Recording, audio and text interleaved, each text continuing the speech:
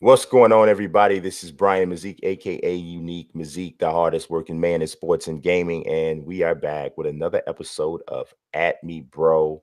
And I got my guy with me, Nelson Blake the second, and we got a few topics that we want to jump into. We just actually spent about 30 minutes talking about MMA before the show even started, so I don't know what was going on there. But what's going on, Nelson? Nothing much, man. Nothing much. Happy to be here. Looking forward to getting into some topics that hopefully be as fun as the one that we wasted on the pre-show. We did waste something on the pre-show. That's a very common thing that seems to happen, but it is what it is. All right, but I'm gonna jump into this from the beginning, and I have a rant. I haven't even told Books what it is, and I did that on purpose because I didn't want to hear his mouth because it's the things that I have to go through from the East Coast is just really it's Oh, you gonna rant about the Bulls, ain't you? y'all pray for me. Y'all pray for me. Y'all pray for me today because I'm gonna need it. So check it out. The Bulls, uh-huh. the mutiny that is going on. Like, okay, so here's the thing. Sometimes, right? So it's to say for instance, somebody, you get a job, right? As a teacher, okay? You come into the classroom and they tell you you're replacing Mr. Foster. So, but we want you to sit in the class and we want you to kind of study what's going on, study the students, listen to how Mr. Foster does his job, see which kids are problem kids, see which kids are the smart kids, and kind of make your plan of how you're going to approach your class moving forward. We have you sit here for an indeterminate amount of time, but when we call you and say, "Hey, it's your job," you go. Or maybe we might not even call you, but we just want you to be here just in case. So you see Mr. Foster get run over by the kids. I mean, the kids are walking up to Mr. Foster, they're smacking him in the mouth. Mr. Foster says, "Sit down." They say, "Shut up, Mr. Foster, before I smack you again." And it's a mess. And all the kids score grade levels are just below average. It's just bad. It's just all of it. It's all bad, right? Couple kids that wish they were in a better environment, but they're not, right? Then all of a sudden, one day, principal comes in and says, "Mr. Foster's fired." And then they look at you and they say, "Hey, man, you want this job?" And you say, "Sure." Now, you've been watching Mr. Foster get run over all the time, whole time, right? So your mind says, "All right, when I come in, what am I going to do?" Right? And so some people might say, "I'm going to jump in and I'm going to say, this is not going to happen this way. And I'm going to be super hard line and I'm going to show my teeth from the beginning." And they might think that that's the right thing to do. So I created this school classroom analogy to kind of paint the picture of what I think happened with Jim Boylan when Jim Boylan took over the job for Fred Hoiberg. Fred Hoiberg is Mr. Foster. He's the guy that's been getting run over by the class. The kids are not listening to him. The grade levels are the Bulls' win-loss record. It's just been terrible, right? It's not been a good 4 years or 3+ years. And probably he should have got fired at the end of last year, right? The biggest problem with Fred Hoiberg is the fact that he's not a leader of men. I don't think it's even really about X's and O's. I don't think it was necessarily about that. I think the fact of the matter is he's not a leader of men and guys don't respect him. So therefore, they're not going to follow or they're not going to do whatever it is. They're not going to buy into his concept. So Jim Boylan's thought that his best approach was to come in and be the anti-Hoiberg. And I don't think that that was the right thing to do. I think he tried so hard to not be the anti-Hoiberg, to not be Fred Hoiberg, that he has become the other end of the spectrum. And by doing that, he has either already lost his team or he is very, very close to losing them. So for anybody that doesn't know, the Chicago Bulls, after getting beat by 57 points against the Boston Celtics, had a practice schedule, a long, hard practice schedule the day after a back-to-back, and they'd had another long practice scheduled before the back-to-backs began. So Zach LaVine and a few other guys got together. They went to the NBA Players Association. They were like, hey, man, this dude is crazy. He is trying to get us, to work under some really, crazy conditions. I guess maybe somebody's going to get hurt. All these guys are their own investment. Nobody wants to get hurt. And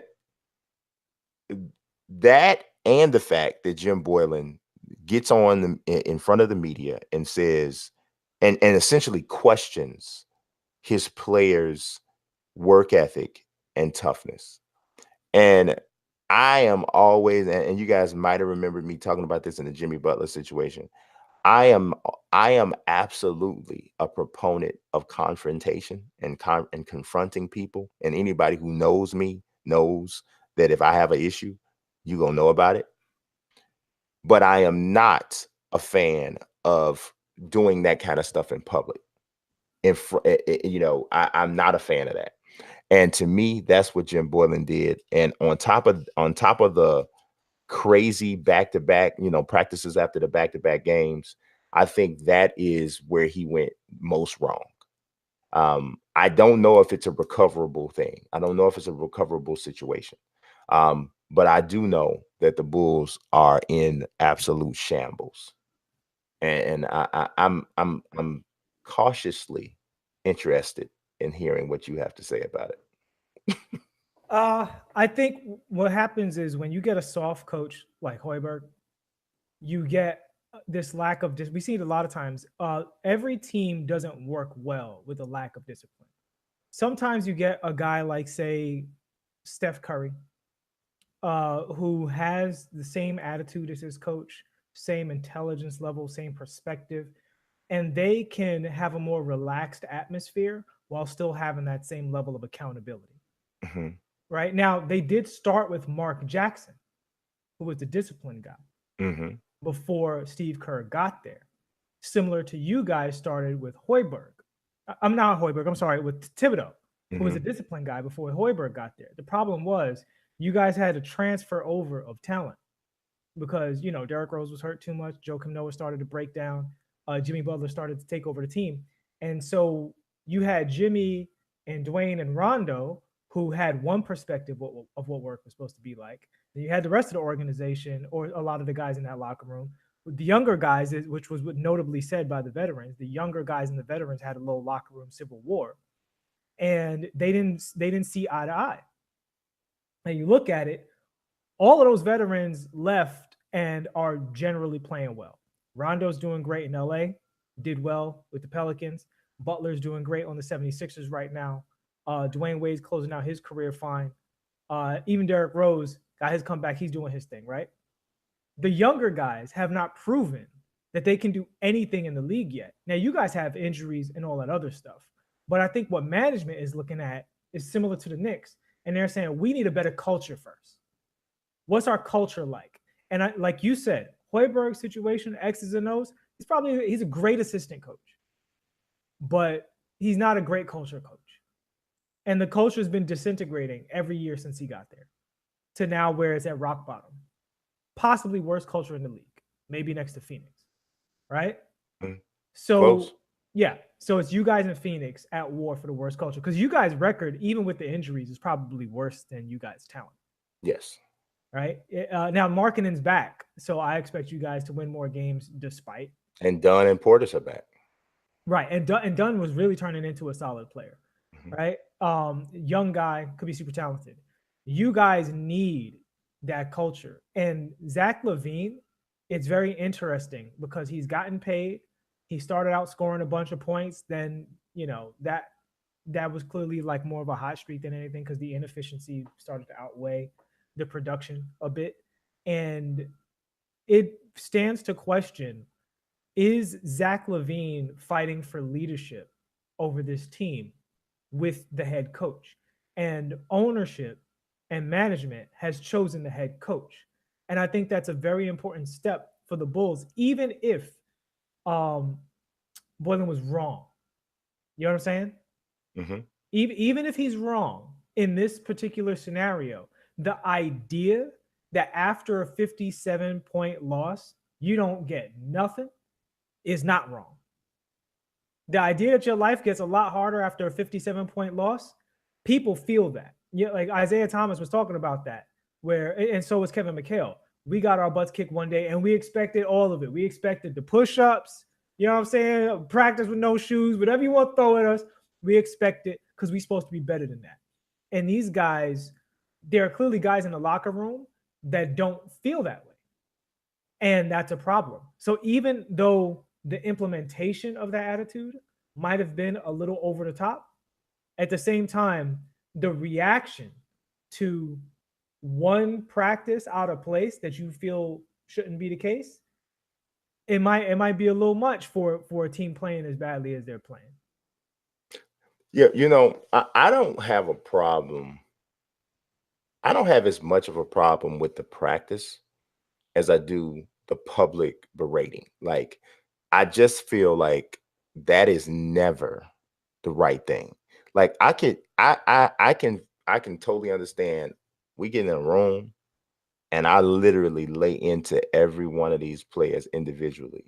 And I'm like, dude, your effort tonight was terrible. It was terrible. I mean, you did not get back on defense. Every screen you were supposed to set was a freaking revolving door. You did nothing to help this team. The only thing it looked like you wanted to do was shoot. That's the only thing it looked like you wanted to do tonight. And I go down the line. Whoever, I have no problem with that if you're the head coach, right? But to me, when they stick a mic in your face and you just got the job, and then one of the first things out of your mouth is questioning the publicly questioning the effort of the team.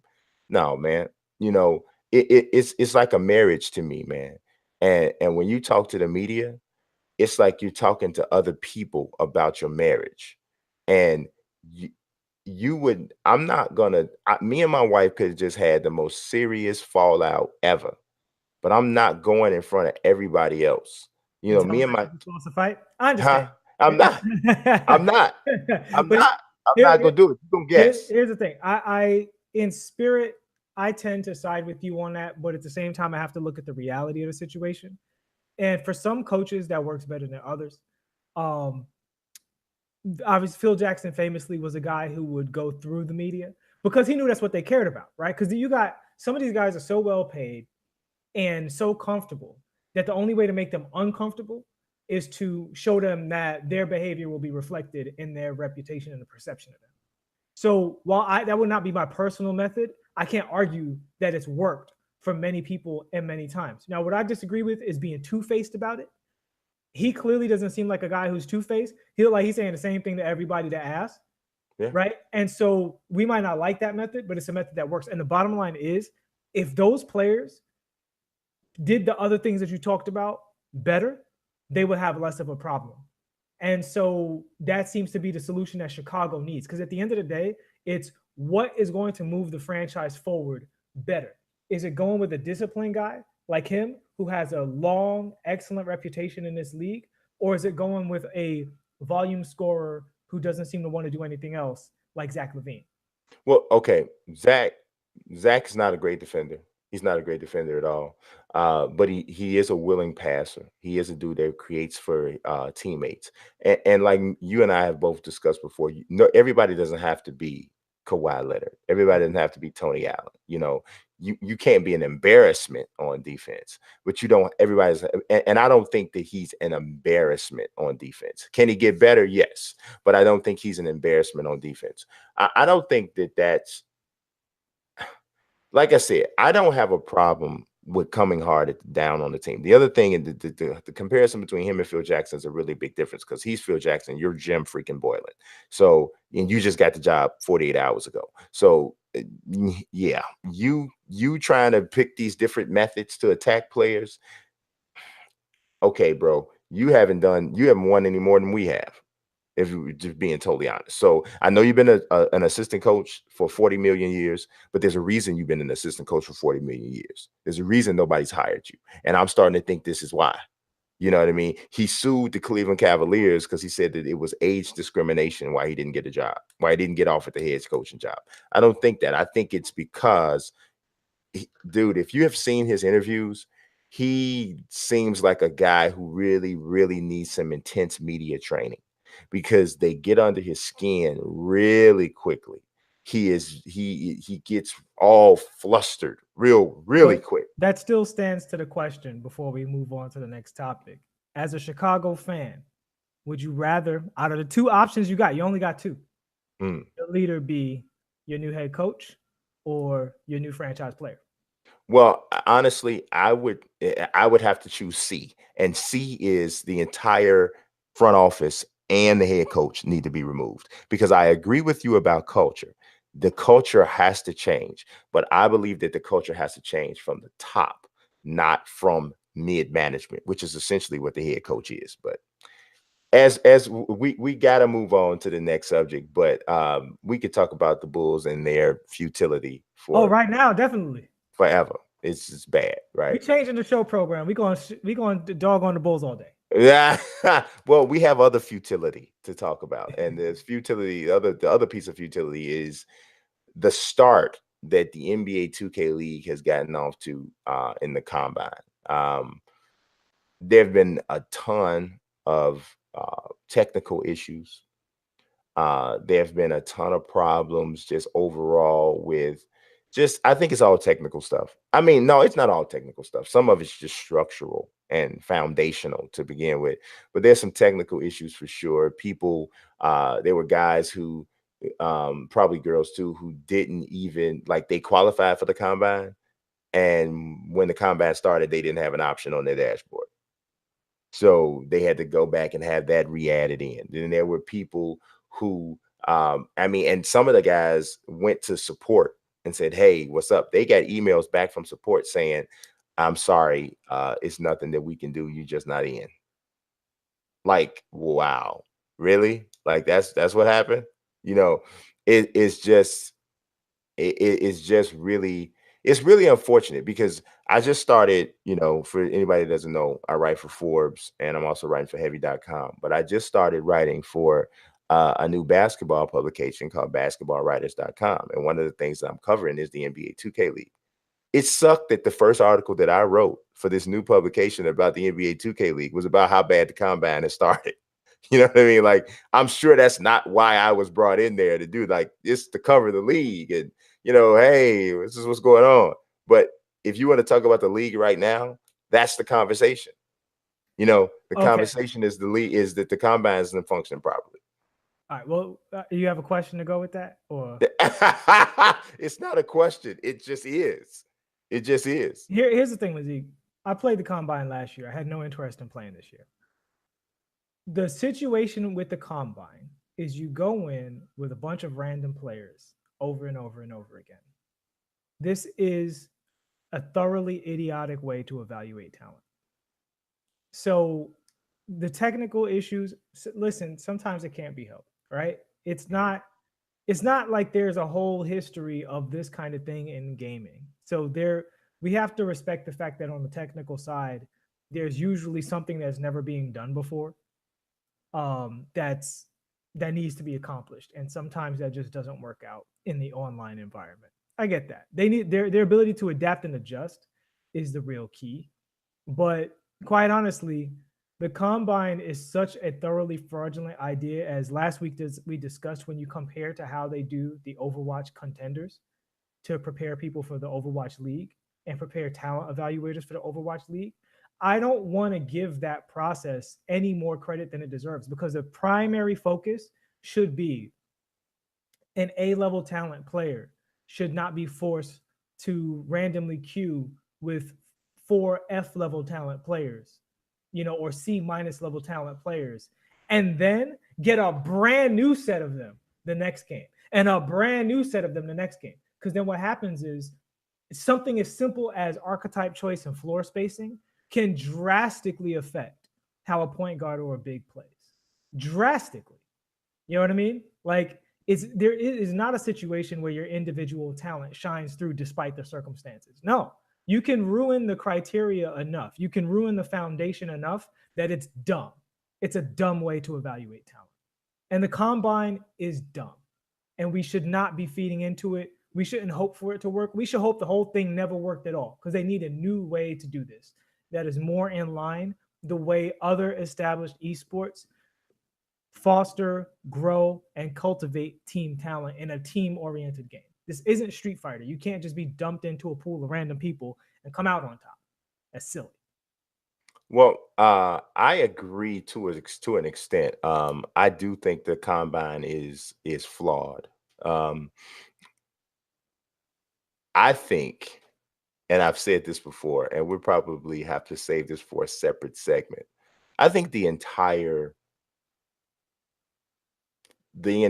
process, the entire existence and creation and maturation and development of players across the entire NBA 2K League universe and across the entire NBA 2K universe is flawed. Yes. I've spoken to Brendan Donahue and some other folks from the league, and I've expressed to them what I think, how I think it should function. Now, here's the thing. A lot of people need to know, and I don't know if a lot of people know this. The NBA side of this joint venture, they don't know anything about video games. Right. At all. Right? They don't. All they know is that 2K is the biggest NBA video game brand, and it makes business sense to partner with them if you have the aspirations of going into an esport. That's what they know, right? So I think that was the basis for making this decision, right? And because they don't know anything about video games and esports overall, it's a logical decision to make. Okay, we want to do esports. Esports are based in video games. We want it to be around our brand and our product. Okay, NBA 2K selling 10 million copies a year. That seems like the right thing to do, right? So it makes sense. So I'm not saying it's a dumb decision, but what I'm saying is because they don't have enough experts under their current umbrella, they are leaving almost all of the structural aspects. They're leaving almost all of the technical setup to 2K. Right. And here's the big flaw with that. Mhm. The folks over at 2K, we know a few of them ourselves, obviously. They have a very, very big project to do in this coming year called 2K20. They have roughly 9 months to create this game. And when the game comes out, people expect a AAA sports title that's bigger and better than last year's game in every single way. They do not have the time and resources to make another game for you and manage all things in this other game. So there needs to be a 2K League team, both technically, artistically, and structurally, administratively, to get this league to work. They need people who know about games. They need people who know about competitive games. They need people who know about esports. You know what I'm saying? These aren't all the same thing. They need people who know about watching stuff on Twitch. And they need people who know that it's not all the same thing. Exactly. So here on At Me Bro, we like to help the people, and we're doing a service here. The combine is a terrible idea executed terribly. And the technical issues only highlight in fact, I think honestly, the technical issues put a light on a combine, but it covers up the biggest issue with the combine is that it is not part of a linear path from, buying 2K, becoming great at 2K, and leveling up your skill and talent to make it into the 2K League. That's not what's happening right now. You guys have a fairly arbitrary process that will only result in more spotty NBA 2K League play, more talent and ego issues in the NBA 2K League. Yeah, I mean, there are moments and there are aspects of the NBA 2K League that are truly exciting. Like last year, there was times, especially early in the season, that I really, really enjoyed the action, right? I really did, right? And then it got towards the middle of the season where I started to fall off with it. And then by the end of the season, all of the problems, all of the cracks were like really just there to be seen, right?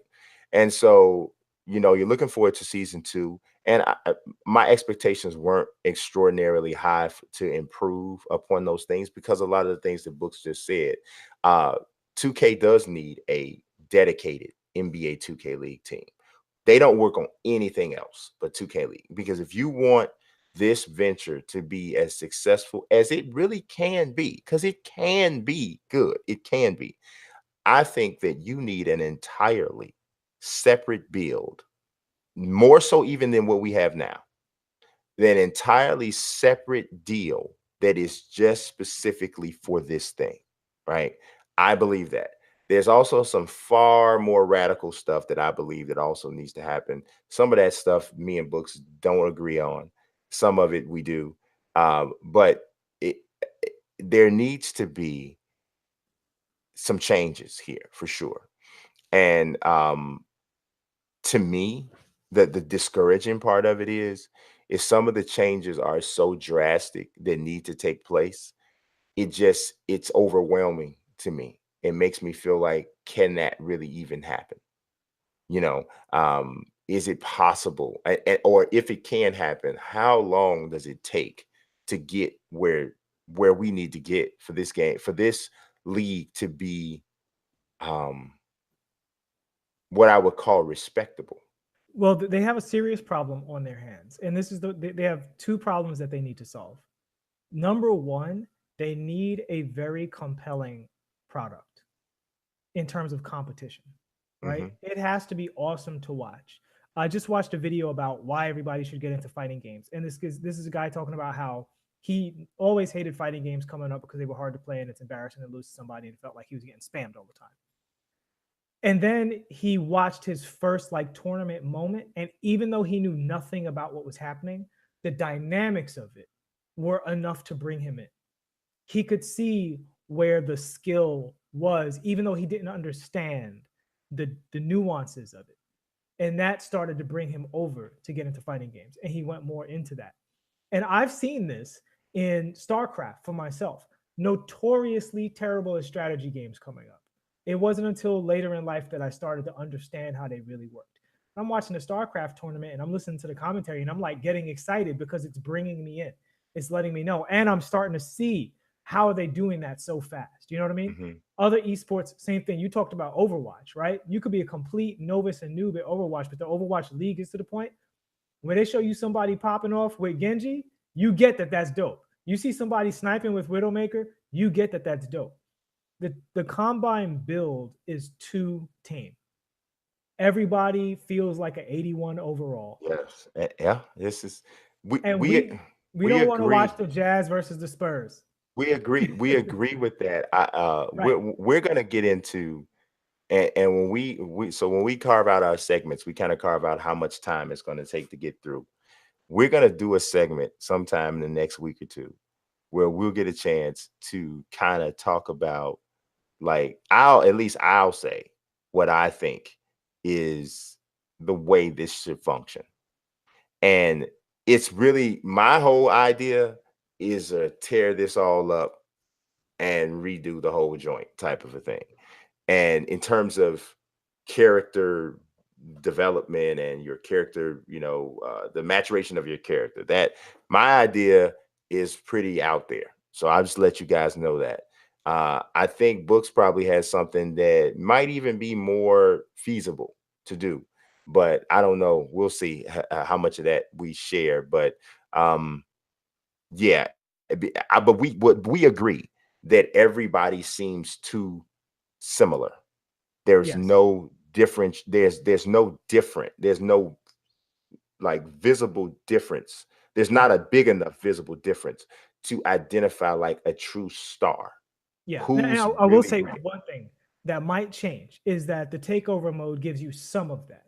And that's one thing that could lead to a little more individual. You're correct. You're Right. correct. Now, the other problem they have before we move on to our next segment is they have a personality problem.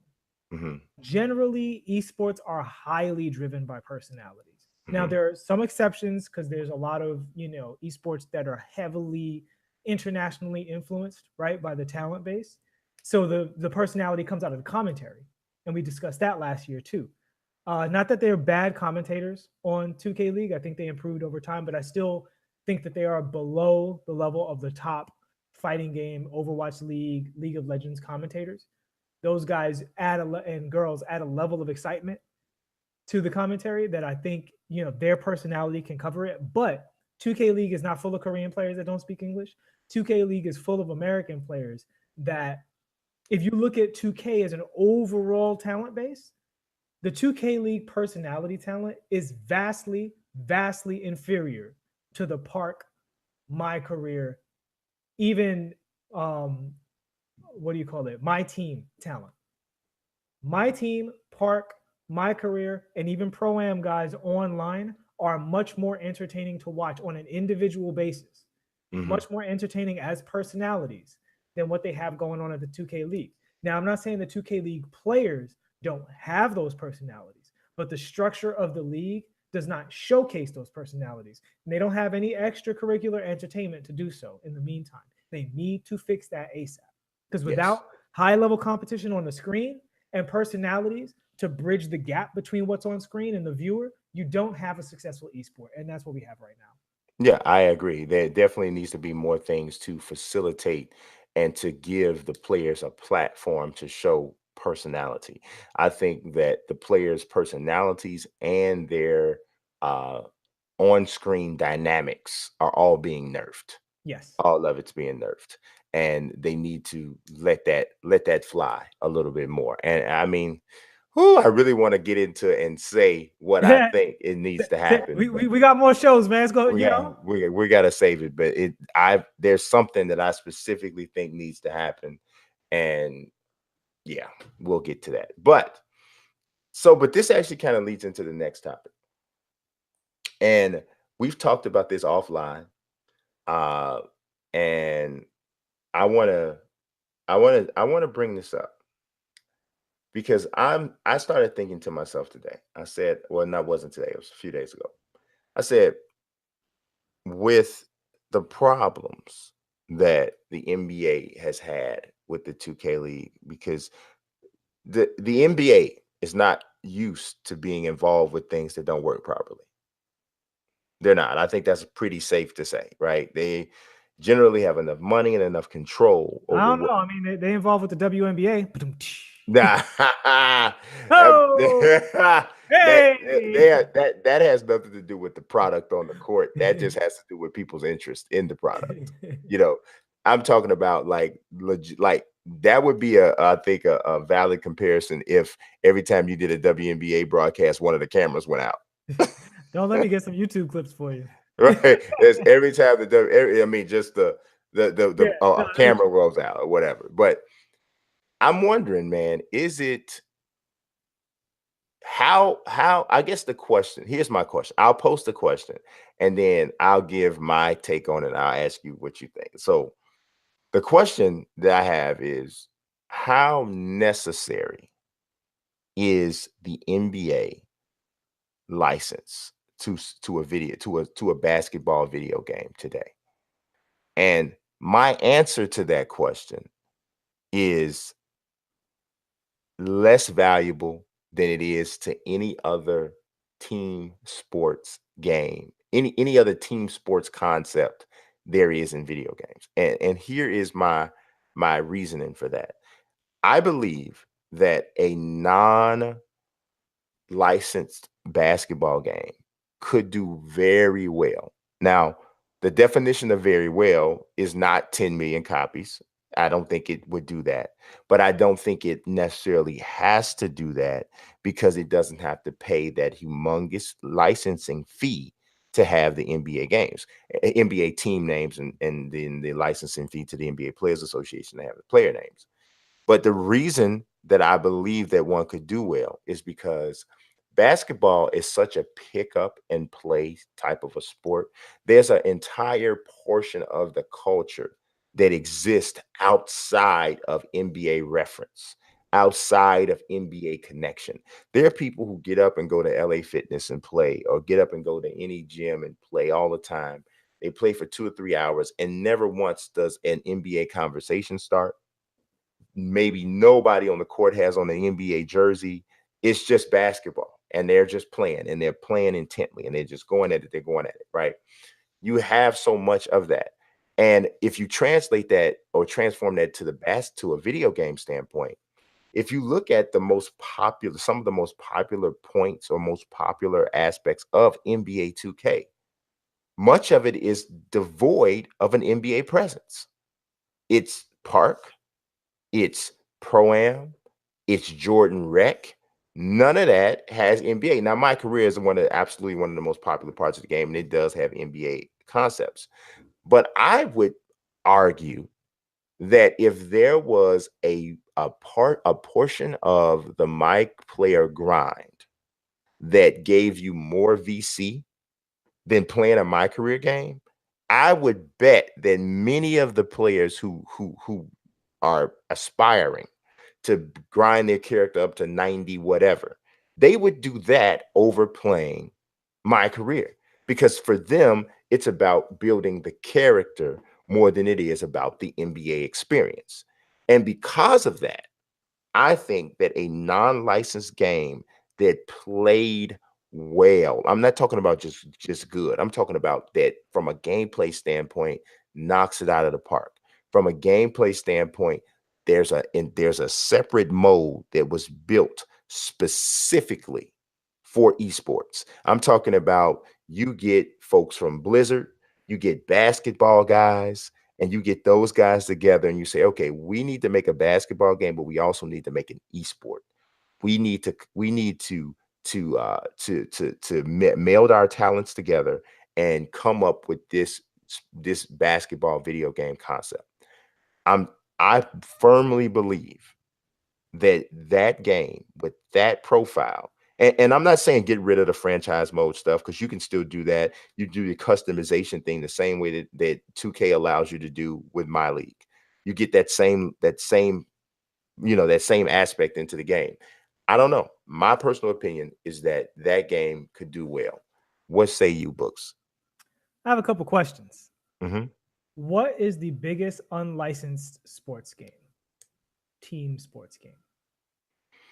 Unlicensed at all or partially unlicensed? I don't know. What are you talking about? You're talking about unlicensed, right? I'm talking about just pure. Well, I don't know if I would say completely unlicensed, because I mean, like, so if you get a basketball game and Adidas says that they'll sponsor. Well, I think you have a serious problem with that, because Adidas, all of the sneaker companies have NBA players, and NBA players, right? And they don't want to compete with themselves, obviously, right? So the New Balance is going to want the new Kawhis in 2K because Kawhi is in 2K. Right. Well, I mean, I just threw that out there, but I'm saying, if what I'm saying is, I wouldn't turn down licensing from all companies, but my point is no NBA license. So when you ask that question, are you saying like, okay, so if we're talking about a football standpoint, what is the biggest football game that doesn't have an NFL license? Sure. From a soccer standpoint, what's the biggest, well, soccer's tough because there's 4 million licenses all over the place. Okay. But, there isn't much of a precedence for it. Okay. So we in Brian's fantasy land, everybody. No, but make sure you remember everything that I said, though, because what I said was, from the beginning, basketball is different. And it's different because there is such a large presence outside you. So you can't compare basketball and a basketball video game to every other sport, because basketball is different. You don't have a pickup football culture like you have in America. You don't have a pickup American football culture. No, pickup soccer though. But you do have a pickup soccer. I do think soccer's kind of tough. Though. I'm Latino, I know. No, soccer's kind of that ball, B. No. I'm not saying that. I 100% agree with you there. There is definitely a pickup soccer culture. Soccer's a little different though, because I think that the licensing is really, really important. And I think one of the biggest reasons is because soccer is the ultimate team sport. Basketball is not the ultimate team sport because there's so many aspects. First of all, there's only 5 guys on the court on one team, as opposed to 11 in soccer and football. So individuals still tend to stand out more in basketball than they do in any other team sport because it's a smaller amount of a team. So I think that there's so many things that individualize basketball and separate it from other team sports. Yeah, okay. To answer your question, could it do well? That depends on what you mean by well. Because if it's doing well, then is 2K still exists, right? Yes. So you're saying could 2K have a competitor, a viable competitor with no NBA license? Yes. I don't think so, man. I don't think so. I don't think. Here's what I think. Here's I'm going to be 100% honest with you. What I think is what happens is, if, say, for instance, this game is created, right? This game is made. I think it definitely draws people. I think, first of all, there's enough people that are angry with 2K for people to give it a look, right? And I think that if it's a good game, you'll get people to start playing, especially if it's a competitive good game that people are like, man, dude, you team up 5-on-5 and 5v5 in this one. I'm telling you, you get a better game. Here's already a problem there. And this is a serious problem. I'm not just trying to give you a hard time. Once you go to a team sport and you need 5 people, the numbers quickly become a problem in matchmaking. You need a very, very large base for it to be fun. Yes. Because you need 5 people to get a game. 5 people of various skill levels to get a game, who are on different parts of the world at different times of the day to get a game. So the game almost needs to be successful to work. Yes. And that's a serious problem. See, but the way you attack that is you make it free to play. Sure. And, that's an idea that we've discussed before. Yeah, you make it free to play, and that will give you your numbers. Basketball and free to play will give you your numbers. I still am very skeptical about that giving you those kinds of numbers that you would need. See, I think a new basketball game that has any level of visual appeal, all that it needs to happen is that for one major media outlet to get a hold of that trailer, to get a hold of some gameplay, and roll that sucker out there, and you say this is free to play, you will get people that will go and say, hey, I mean, then you'll get a YouTuber, you'll get Chris Smooth or somebody to go, hey man, we're gonna, me and my buddy's gonna jump on and we're gonna play basketball X today. It's a new basketball. And the people say that, the developers are saying that it offers the best competitive experience out there. They're gonna play this game. And I then think it would have to play more than twice as well as NBA 2K. I think it definitely has to be distinguishably better from a gameplay standpoint. It has to be. And that already is, we dump on 2K a lot. Oh yeah, it is the greatest basketball game of all time. It is. It is. By it is. a great margin too. There is not a second place. I do not disagree. Second, third, fourth, and fifth place are all 2K. Yeah, so, I don't disagree at all. I don't disagree at all. But what I'm not trying to kill. I don't see a realistic scenario. I'm not trying to kill 2K, right? So that's not. I love 2K. I've been playing the game ever since it ever existed. Ever since 1990, October of 1999. But let me get into it a little bit. So because there's a lot of different kinds of people playing 2K, that makes the population so big, and everyone's not brought in by the same thing. In fact, if you go to the park is actually full of people dodging competitive play. So the 2K community is not that competitive in groups. Right? The competitive community in 2K is actually pretty small. It's pretty small. It's about, I would say about 20 to 30,000. Compared to the casual community of 2K. And even, hardcore but not competitive, and then casual but not competitive. It's much, much larger than the competitive base. Why do those people play the game? A lot of those people play because they're sneakerheads. A lot of those, and they just want to buy up all of the shoes and put them on the characters and buy different outfits. You like when they come out with these events, you always see it. You talk about stuff you always see.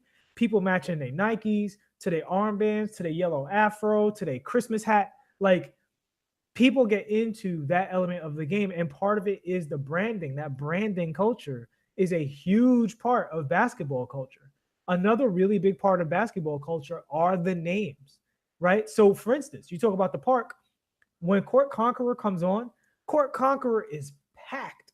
You go to some servers, you cannot even get a game. Like you literally have to switch servers to get a game, not just because of the free VC, not well, double VC, not just because of the double experience, but because it's fun to play against NBA legends.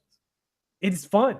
There's an element of that. See, I think that is really fun and people really like it. And I'm saying I've played with different groups of people in this mode and seen that they are getting, like, you're listening to guys talk about the historic Knicks for hours on end while we're waiting around for games in this mode. Like, I think people greatly underestimate, as you said, because of the individuality in the NBA, that adds more. Every good individual personality is a gateway to get into the sport and the game for other people. And the same thing with city teams. It's a gateway to get into the sport for other people. So you take away all those gateways, and what do you have left? You just have a good video game. That gets really tough when it comes to sports, to just have a good video game, because sports fans aren't that technical a lot of the time. Sports fans sometimes are irrationally into their team or their favorite player or their favorite shoe. And that's okay. There's nothing wrong with that. But they have a lot of different reasons for getting into these games. And I think you throw so many of those reasons away when you throw away every personality in the NBA. You throw away you talk about personal celebrations and stuff that come from different people. Like, you talking about shoes, you know what I mean? You're talking about outfits, you're talking about team jerseys, throwback jerseys, just general atmosphere thing, the Spalding brand. Like, there's so much that would go away from it for it to be a viable option that would have millions of people playing it. And you do need a cool million to play it in order for it to even be playable if it's 5v5.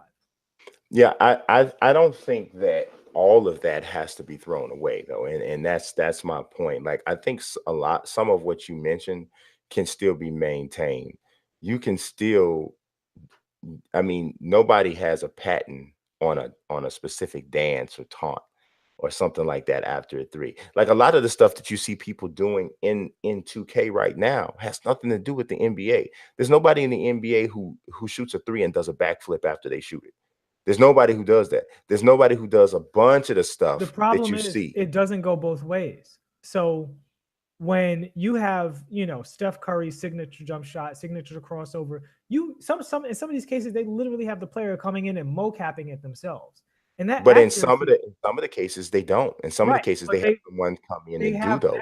they have that talent coming in, and 2K has the power and money to sign him to an exclusive mocap deal, since it's just one or two people who have that ability, right? Because when you talk about who has the ability to perform all of Zach LaVine's dunks, besides Zach LaVine and a couple of other guys, and then, all of those guys who aren't in the NBA, they're licensing those guys for the most part already.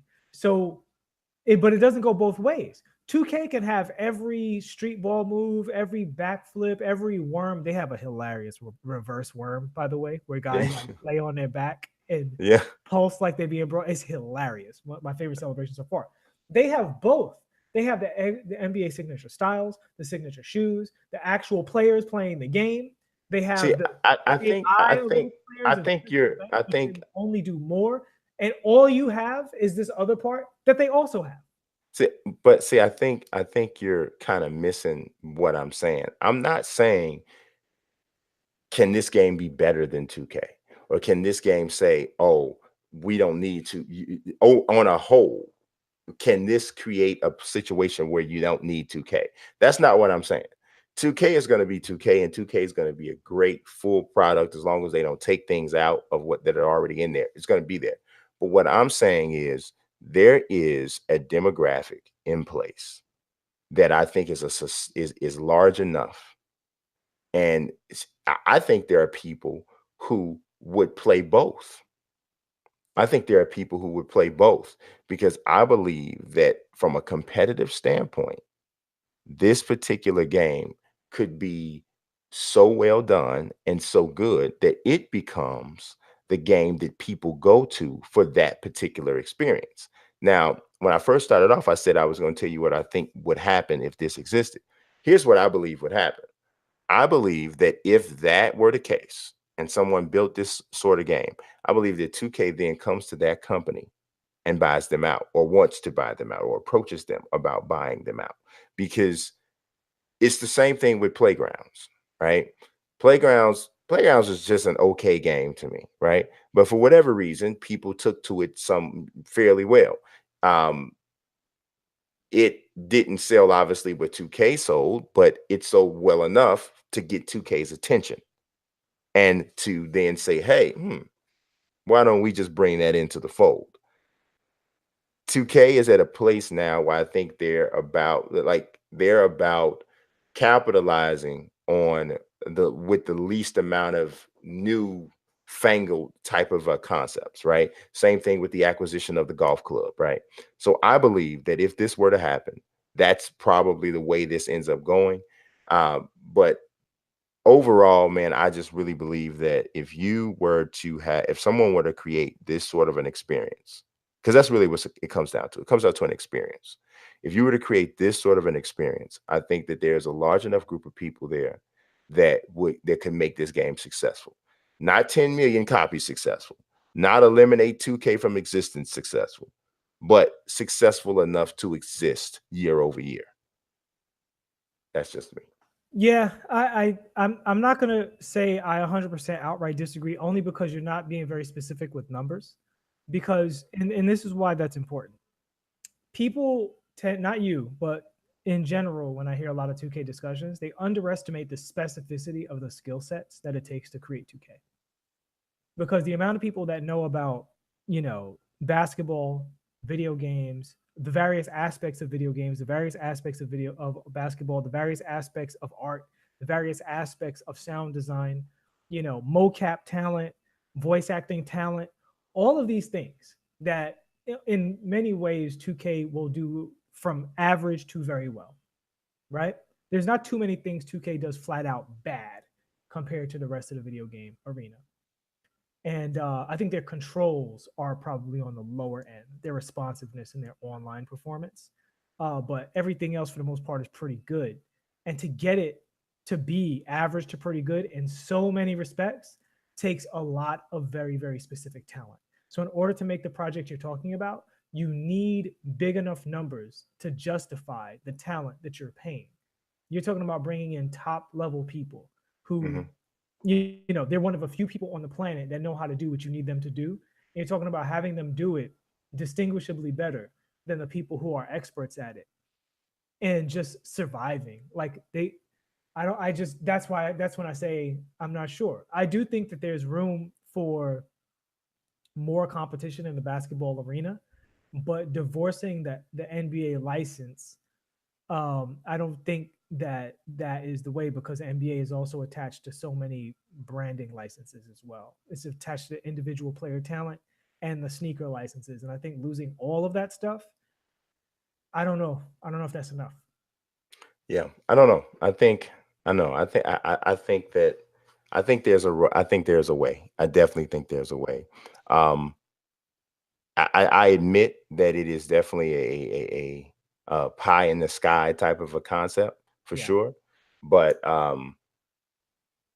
with with the right people involved, the right organizations behind it, I do think that it's something that could work. But let's move on to the next topic, which is entirely different, 100% different. And we talked about this. I think Friday night we talked about going over this. But for anyone that doesn't know, I think most people pretty much know that I am a pretty big professional wrestling fan, right? And I look at professional wrestling a little bit different than a lot of people. Like I, I was like never one of those kids that thought it was real. Like I was told like very early, like, no, bro, look, this is what they're doing. It goes like this, it goes like this, it goes like that. And some people, I've told people that, right? And they've been like, wow, somebody ruined it for you. But that's not the way I look at it. What all, in my opinion, what they did was they turned me on to the art of it quicker.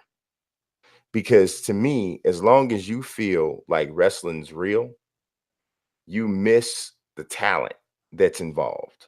You miss because you're caught up in it emotionally. And you're so when you're caught up in it emotionally, you hate this guy or you hate that girl. Or you really, really like this guy. You really, really hate, you really, really like this girl. And you don't really know why you do. So I like the fact that I found out about it early. And so this has always pretty much been the way that I've watched.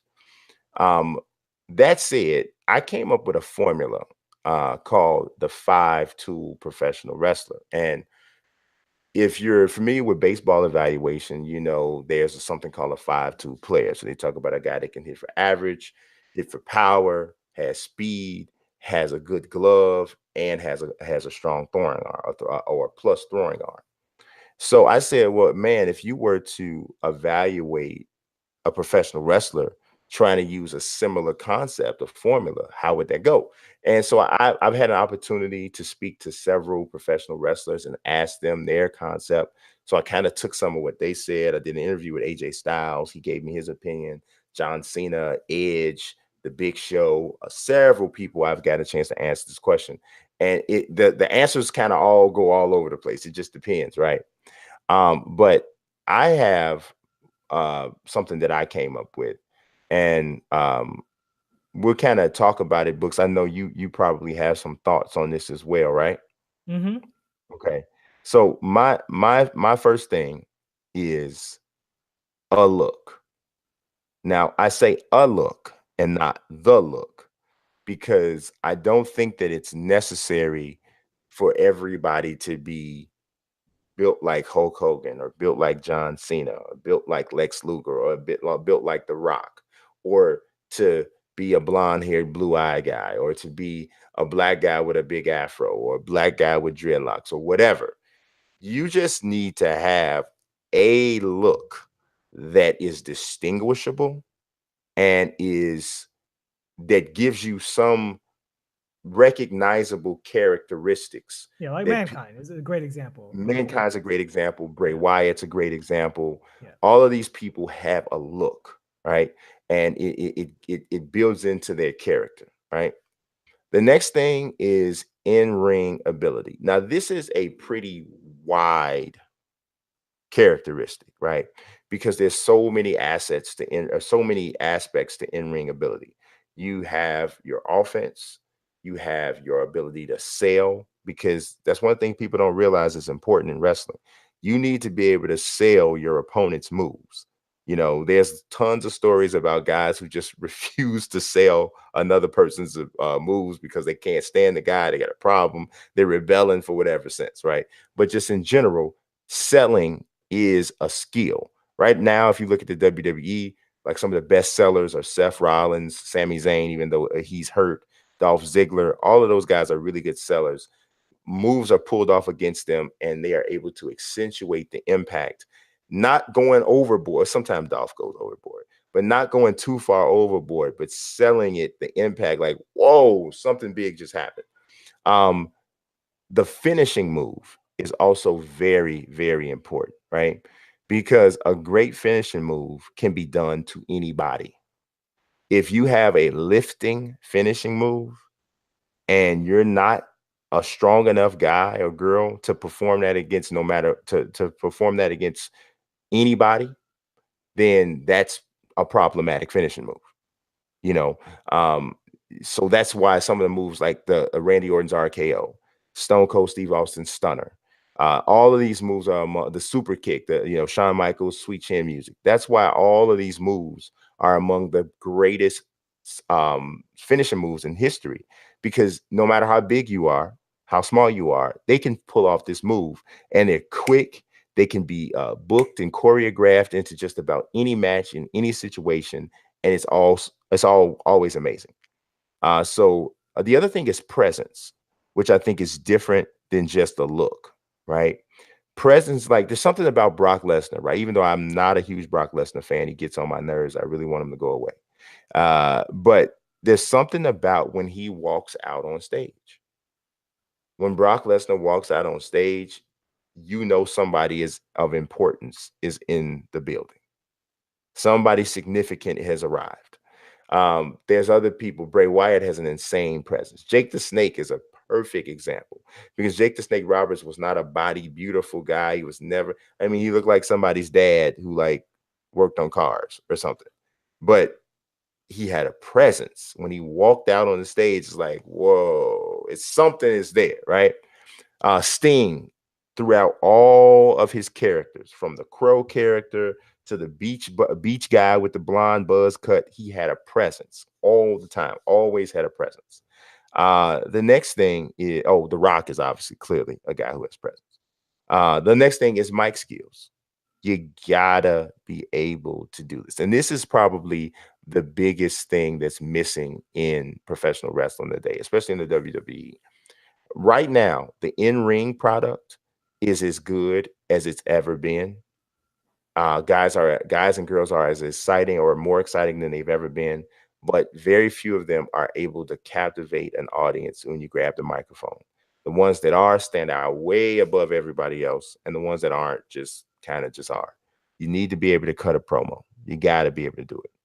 The last thing on my 5 is versatility. And what I mean by versatility is you need to be able to play more than one persona. And because there's going to come a time in just about every person's career that you're going to be a heel or a face. And you need to be as adept at both. And that is like one of the most underrated things that Hulk Hogan ever did was flipping heel. Like people are always talking about the 27-inch pythons and saying your prayers and eating your vitamins and all this kind of stuff. And he was great on the mic, always was great on the mic. But his flip from Hulkamania, from Hulk Hogan to Hollywood Hogan, was one of the greatest examples of versatility in terms of playing a professional wrestling role or multiple roles that you'll ever see. Daniel Bryan is doing it right now as he's now a heel, and he's exceptional as a heel. Becky Lynch has just done it. She is freaking amazing right now as a heel. And I think that versatility is the last thing. So those are my 5. It's the look, it's the presence, it's the in-ring ability, it is the versatility. And what's my 5th? I just lost my 5th. The mic skills. What say you? I partially agree. I think you could take look, presence, and mic skill and lump them all into your presentation because they all have the same function. And I would put those together and I would add a category of storyline viability. Because there are some people who are good on the mic that don't fit well in a storyline. There's some people with a great look that don't fit well in a storyline. You know what I'm saying? Some people with great look and presentation, and there's some people with no mic skills whatsoever that never talk, that are great at being in a storyline. And so I say that because there are 5 tool people that I think there are people that I would consider 5 tool people that are missing one of the tools that you added, but I think that their overall presentation covers that aspect of it. You know what I mean? Yeah, I because Brock's not a 5 tool guy, right? But he's been in a variety of compelling feuds. But what happens with him is that somebody is put into position to compensate for what he doesn't do. Yeah. They know that Brock's not a mic guy. That's the reason Paul Heyman is there, because he takes care of that part of it. He sells the narrative aspect of his feuds. He sets the stories. He sets the Well, I'm emotion. thinking of a guy too, like because Brock is more of a freak of nature kind of thing. Like if Yes, Brock wasn't a freak of nature, then I don't think any of the other stuff would he work. doesn't exist. Right. And so I don't think he is a five tool guy according to either of our standards because it's not really story as much as it is event, which is different. Mhm. But a guy who I think is a five tool guy that doesn't have the mic skills but has everything else that you would want a five tool guy to have is Brett the Hitman Hart. Brett See, wasn't I see why phenomenal you on the say that. mic, I see but why you Brett, say that. yeah, I think Brett was a linchpin in his era and was like top of the line of his era, both as a solo wrestler and as a tag team guy. And he could fit into storylines because his in-ring performance, his name, and his look all lined up so well, kind of like Rey Mysterio, where you get it. He doesn't need to be talking all the time for you to get it. You get it. I think Kane is kind of like that too. You get it. Kane is Kane. And you No, can put Kane with Triple H. You could put Kane versus The Undertaker. You could have Kane versus Big Show. You do whatever you want. Kane can work in any situation. You're always happy to see Kane for the most part, as long as he's healthy and performing really well, without him having to have mic skills. And so I don't think mic skills automatically makes you better at presentation than not. It's just a matter of, you know, do you need mic skills to be great? Because you don't, because your look isn't the part that makes your presentation work, then yeah. But I think your ability to fit into the story, I do think there's a clear delineation between people who've had those awesome storyline rivalries that lasted a year, 2 years, and the people who haven't. well, two things. I understand why you would mention Bret Hart in that instance, but I would argue Bret Hart was very good on the mic. He wasn't demonstrative in like in the sense of like Randy Macho Man Savage or Ric Flair or somebody like that. But Bret was very good in what his character was. Bret's character was always a no nonsense, straight to the point kind of guy. I And don't think in anybody turned on the program hoping to hear what Bret Hart had to say. No, I would disagree. I I don't think would so, man. disagree. Especially there was feuds that he had with the Nation of Domination. But that proves my Um, point. That is that because of the feud, because he fits well into a feud. no, but When here he said I had a he second point had about that. talent, though, I don't think he had No, mic. I had a second point about Okay. that, but he still carries a responsibility, right? To do his part in the feud. And there's always a part where when two people are in a feud in professional wrestling, right? Where each side has to speak. Each side has to say their thing or do their thing or express themselves in whichever way they have to express themselves. And Brett never dropped the ball in that instance. Now, Yeah. did he deliver a cream of the crop type of a promo like Randy Savage? Did he deliver a hard times type of promo like Dusty Rhodes? Maybe not that, but it definitely kept you engaged and kept you moving, especially when he would take the sunglasses off. But see, Because he would that's just start off looking present. Like that's what I'm saying. I no, think he but he would covered up start for off promo. average mic skills with look and presence. Well, You know? I put it like this: Brett's number one skills are not his mic skills. I would say that for him is probably third. Number one, absolutely, is in ring ability. He Yeah. was one of the greatest ever, you know. But I would say third is mic skills, but I definitely would not say it was a weakness. But to another point that you made, you were saying, how do you fit into a feud? I don't necessarily use that as part of my evaluation because I don't think that that's 100% on the wrestler. That has a lot to do with creative and booking because there are tons of guys and girls who have all the skills in the world, but they don't get the opportunity in a good, solid, well-written story to really shine the way you might expect the one. Brett got great things written for him because he was Brett. He got great things written for him. And then he did his job in the promos, right? But there are people, man, like recently in the last say 3 to 5 years, all of the feuds that have been written for Randy Orton, who is one of the greatest in-ring performers I've ever seen in over 35 years of watching this stuff, right? He's one of the greatest, but the feuds, the quality of the stuff that they've been written for him lately has been trash. Been trash. See, but And I always felt that Randy Orton, especially early on, I always felt his presentation was a little lacking. who? I mean, Well, you know, okay, here, really well, here I understand what you're saying. Like from Randy definitely he always had the look. He always had the presence. But there, especially early on, when he would talk, you would so here it's like it's like it's like somebody walks out, right? And they get this look, they look this certain kind of way, and you're like, oh my God, this dude is somebody to be reckoned with. And then when he starts talking, he's like, hi guys, like, you know, and not saying his voice sounded that way, no, but but his personality doesn't live up to the potential of his look, and I think yes. his look. I mean, I don't hate Randy Orton by any stretch, but I didn't think he was a super great legendary WWE villain. And I think that reason being is that he's a 4-tool guy. He's not a 5-tool guy. I don't think he has that elite level presentation of his peers. So you look at Triple H, elite, you know, Undertaker, elite. Randy Orton is just like a step below that, you know. See, I think honestly, I think like Taker has always been bad on the mic.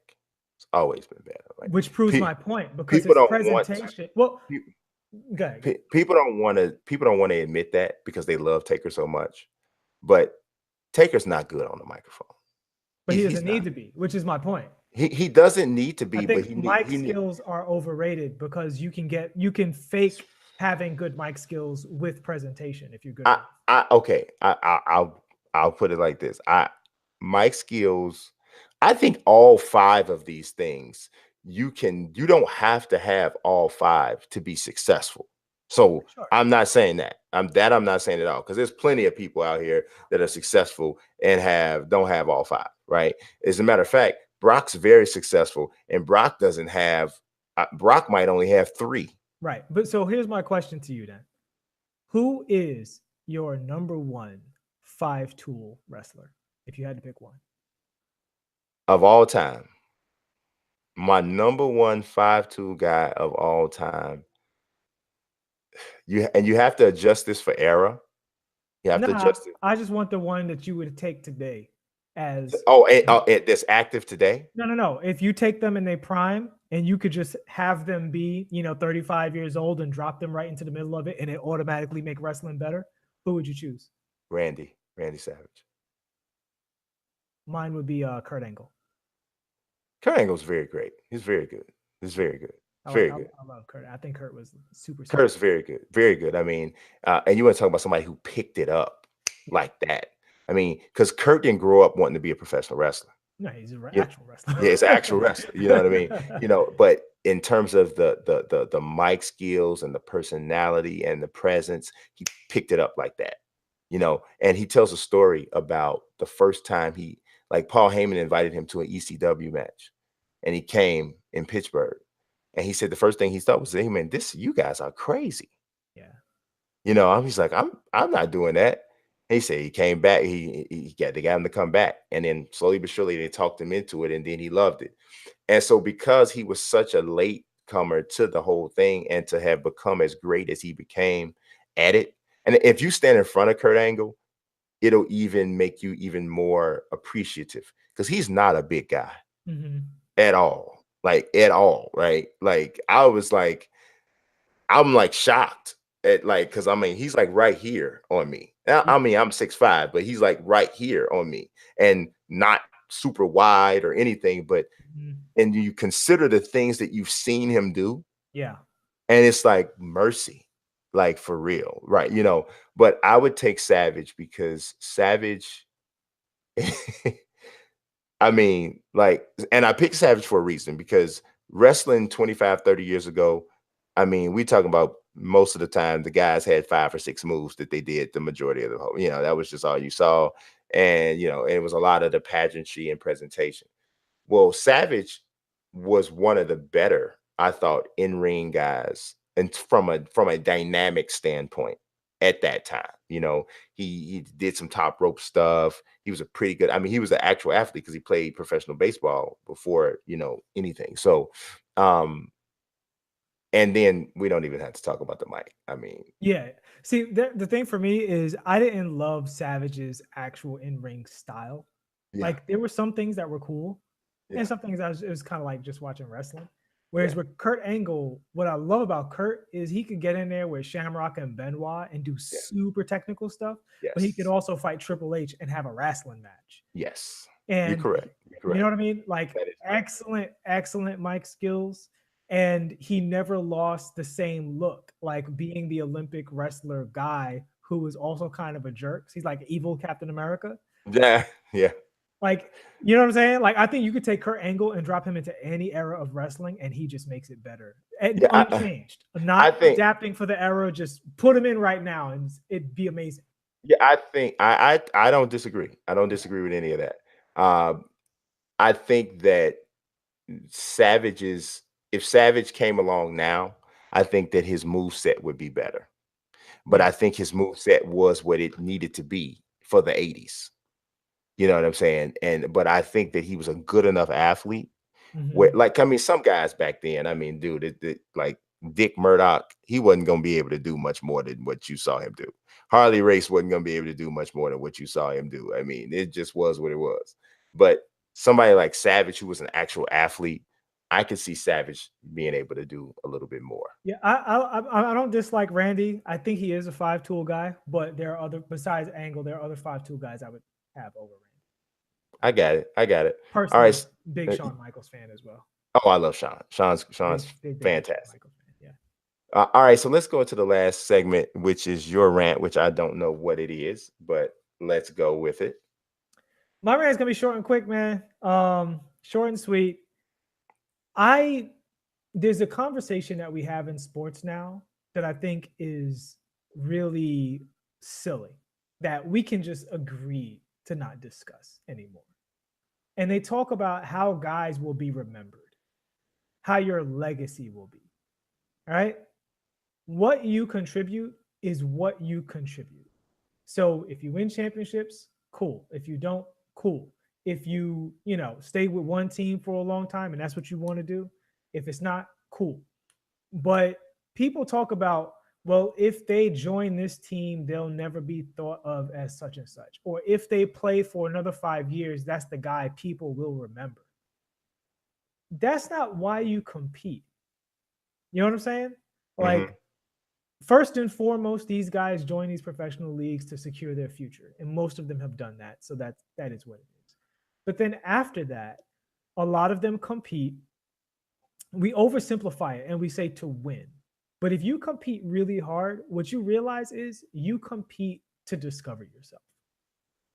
Competition exposes you to parts of your personality under a level of stress that real life doesn't offer in that particular way without causing great risk, right? So a Navy SEAL might have that level of stress, but he might also die. Mm. Where on the basketball court, you have wartime battle level stress and resistance without the consequences. So you get to reveal your character. So when they talk about these guys, if he leaves this team, no one's ever left a team that did this, or if he joins this team, he's being perceived as chasing a ring. What that does, and I bring this issue up because this is when I think sports discussion oversteps its bounds to a degree because you're not really talking about the sport and what's happening. You're talking about what other people think about you. And to prioritize what other people think about you as opposed to what's best for your mindset, your family's mindset, your teammates, perhaps, I think is always the wrong way to go because people are fickle and the cult of personality is not as important as you think it is. There are many people who are quote unquote not remembered a certain way who are totally fine with the life and effort that they put into it. And I think the legacy discussion has gone far, far, far over the top. And more, we're seeing athletes tell us outright to the media's faces, I don't care about that. That's nonsense. That's for you guys. And what I'm seeing is it's starting to break down how seriously some of these interviews are being taken, because they're saying stupid stuff right off the bat that doesn't matter to these guys. You know, I think that's interesting because I agree with you from a personal standpoint, right? As a human being and as a person who, if I'm putting myself in a athlete's shoes, right? And if I'm talking to my son who's an athlete or my daughter who's an athlete, I'm telling them, don't allow anybody to define what makes you great or what makes you successful. Don't let anybody tell you that you need to be remembered this way or that way in order for you to feel fulfilled with your career. That's what I would say, right? But on the flip side, I wonder, as a fan, is that what's best for sports? Because part of what fuels sports are these legacy conversations. And are these conversations about all-time greatness? And are these standards and benchmarks that we have set up for people that define greatness, right? So if the athlete doesn't buy into any of that, does it become less fun to discuss? You know what I mean? And does it ultimately hurt the the conversation and hurt the overall presence of the sport itself? And I draw a correlation to combat sports because in boxing, right, there's a lot of people right now, boxers, who will tell you titles don't matter. Championships don't matter anymore. This is about prize fighting. We fight for the biggest paychecks. We fight for the paydays. That's what we fight for, right? But boxing was so much more enjoyable when that is what the fighters cared about. Well, you're talking about competitive integrity, though. Well, no. I mean, it's not even that they don't want to win. They want to win. What I mean by It's competitive integrity is it's very simple rules. In order to be the best, you have to beat the best. And we've both discussed how fighters will pick and choose their fights and try to be quote unquote smart about who they fight, which is anti-competitive. So when you're being less competitive, the punishment is you're less talked about, less favorably, and you're less interesting. but isn't that the same thing? No, Because because it that's what you actually do. but what I'm saying is this, like, okay, so doesn't shouldn't I say this? What this is what I should say. Doesn't that give the same perception to the fan? Because if I'm Carmelo Anthony and I tell you I don't really care about winning the championship, that's not what defines me. That's not what's important to me. If I do, I do. If I don't, I don't. So a lot of fans didn't like that when he said and made that comment. They didn't like that. They didn't like that perception. They didn't like that because they took it as being non-competitive.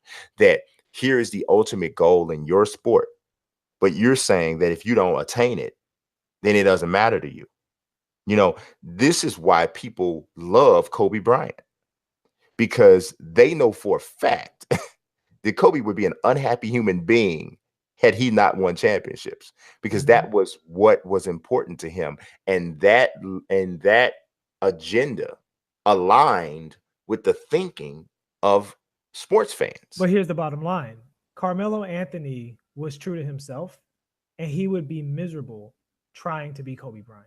I understand that. And I we just get have and to I accept that. and And we I can understand discuss that. that. We can Yeah. discuss it till the cows come home. Mhm. I, I, Because I I mean, I get that, and like I said, if I'm Carmelo's dad, or if I'm Carmelo's brother, or whatever, I'm telling him, yeah, bro, yes, exactly right. Don't let nobody tell you what's supposed to make you happy. You do what because I care about Carmelo, and I want him to be happy.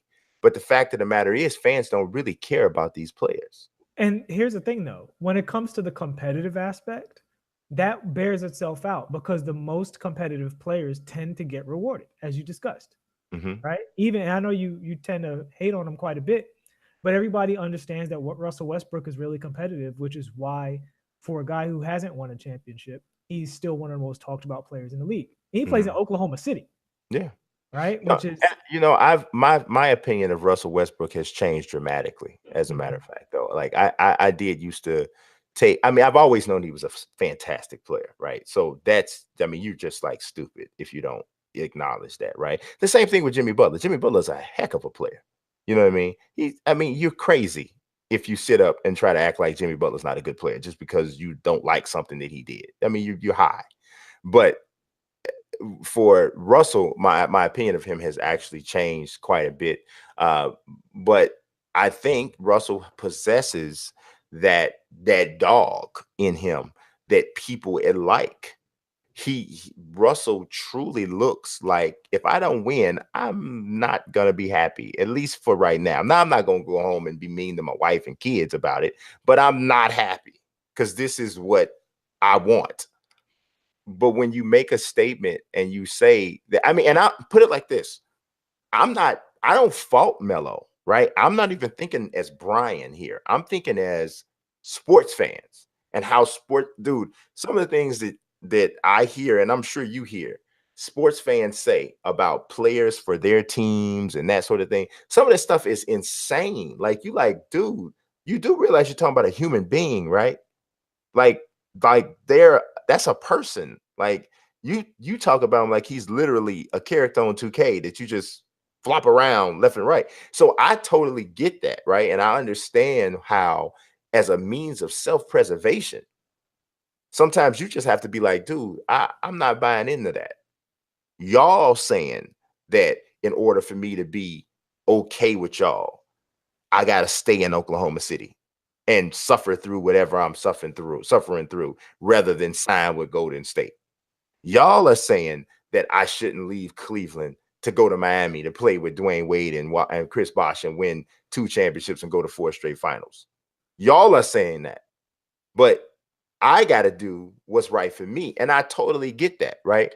But what I'm saying is, if we go so far to the point where legacy doesn't matter, and fans 100% buy into that whole concept, like you said, we need to put that whole thing to rest. Well, let me clarify. I'm not saying that legacy doesn't matter. I'm saying fans don't get to decide 100% what legacy is. You know what I'm saying? Like, there's a certain point where a player has done what they've done or hasn't done what they haven't done, and that is their legacy. And people don't want to admit that, and they want their opinion to rewrite history one way or the other. You know what I'm saying? And it just doesn't work that way. Like, we have this discussion when you talk about the greatest of all time, and you look at Kareem Abdul-Jabbar, and it's like, you look at it on paper, his accomplishments are ridiculous. They're ridiculous. And quite frankly, if Kareem Abdul-Jabbar acted like Shaquille O'Neal, he probably would be thought of as equal to or better than Michael Jordan. You know what I'm saying? I think the only reason he wouldn't is because he's bigger, and people just don't like it. It's funny, and especially in the United States, right? Because bigger, faster, stronger is always what we prefer. Yeah. But don't be too big. Don't be too fast. There's a limit, right? There's a limit to how big. Don't be too big. Because if you're too big, then now everything you do gets looked at like, well, he's big as I don't know what, you know. Right. So, you know, but I do think definitely if he had a bigger personality, correct, that he would have more, he would get more love, because Kareem Abdul-Jabbar is no less than the second greatest player to ever live. Right. Now, I don't know necessarily where you would have whoever, but he's no less than the second greatest player to ever live. You look at the totality of his life playing basketball, and it's it's just, I mean, I really, if you've just heard Kareem Abdul-Jabbar's name and you just know, oh yeah, Skyhook goggles, whatever, I urge you to just go to Basketball Reference. And this doesn't even tell you the whole span of his greatness, but just to get an idea, go and search Kareem Abdul-Jabbar's statistics on Basketball Reference. Basketball Reference puts in bold when you have led the league in something. There's so much bold on Kareem Abdul-Jabbar's stat sheet that it is startling. Like, I mean, if if the bold was to red text in the New Testament, you think his entire stat sheet is Jesus talking. So I'm telling you, it's a lot. It's a lot. It's not an exaggeration to say that he dominated the sport of basketball for 25 years. Yes, I mean, like it's that silly. Like, I mean, like if you're talking about from college and high school, I mean, yeah, high school, Power Memorial. I mean, you go. I mean, you literally go from winning back-to-back high school championships to winning 4 straight championships at UCLA. I mean, I don't know exactly what the number is, but he lost single-digit games until he got to the NBA. Like it's something stupid. Like yes, he lost 3 games between the age of 15 and like you're right, 22. I don't know what the numbers are. Like, I mean, it's crazy. It's crazy, and he just doesn't get but legacy is a funny question. And here's my thing though. When the fans form these cult of personality debates, they miss out. Mm-hmm. You know what I'm saying? Like so many people hated so hard on LeBron James for so long that they miss out on how great he is. Yes. I had to wake myself up one day and go, you know what? He should be being compared to Shareef Abdul-Rahim. Like legitimately. Shareef Abdul-Rahim is a top draft pick NBA player who plays his position. Yes. And you should be looking at both of them. And when you see how much better LeBron James is, like, and Shareef was a good player. But that's why I bring him up. Because he wasn't above. You know what I'm saying? And so, you know, and you look at LeBron James and it's just like, whoa. When you look at LeBron James and the only 2 people you look at besides him are Michael Jordan and Kobe Bryant, that's ridiculous. Yeah. And that's, you know what I'm saying? And it's like, you're not really observing the sport. And I think at that point, fans have to have a certain accountability for having a level of observational skill to have the discussion that they're having. Right. You know? Yeah, definitely. Definitely. I mean, I definitely agree. Perhaps the conversation needs to shift, right? And needs to have more layers than it has the legacy conversation. But I do think that it's very important to protect the right to continue to discuss greatness. But I do think that it needs to out when it's done. Yeah, it needs to be expanded for sure. Because the players are starting to call people out when they're being dumb. Yeah. And I'm saying we can do that as, you know, talking heads, as fans, you know, analysts can do it. We can call out the dumb stuff because there's some people that are video analysts that are going on screen and just hating on people. And I'm not saying this to dump on them because they have a job and their job is to get views and clicks. But when we allow that to influence us personally as fans, we don't need to do that. Yeah. You know? Yeah, pushing. We allow someone else's agenda to be pushed on us for sure. Yeah. Well, that's what we got for you guys today. I enjoyed this conversation. Maybe one day we'll let y'all in on what we was talking about before the show, because that was pretty entertaining. So, but as usual, we will be here every Thursday with At Me Bro. And as you guys have noticed throughout the week, we dropped each one of these segments individually. If you want to be a part of the show in terms of maybe having some suggestions on some of the things you want us to talk about, I urge you, at the bottom of the screen right now, you'll see At Me Bro Show, our Twitter account. I mentioned it before. I should have been mentioning it more prevalently throughout these shows, but shoot us a question on that Twitter account, and we'll get that question. If it's something that we can work in as a topic or as a jump off for conversation, we will definitely use that. And so yeah, it's cool. But I also encourage everybody, make sure you leave a like on this video. If you have not subscribed, do that as well. You've probably seen some other little symbols throughout the video asking you to like and subscribe. Obey those two.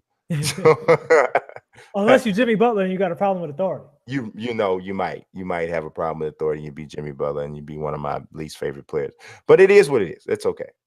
But for books, I am Brian, UniqueMazique. I appreciate everybody watching. God bless and peace. How could I be weak? I'm rather unique.